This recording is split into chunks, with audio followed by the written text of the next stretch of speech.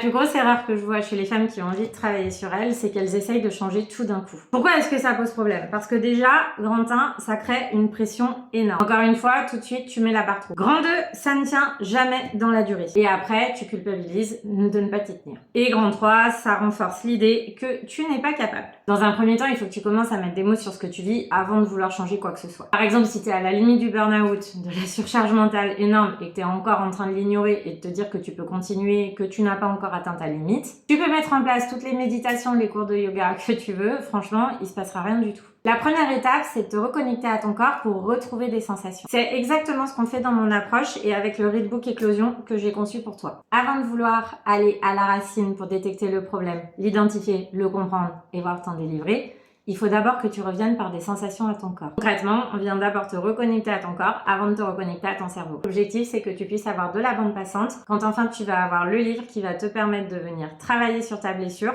voire de t'aider à la guérir.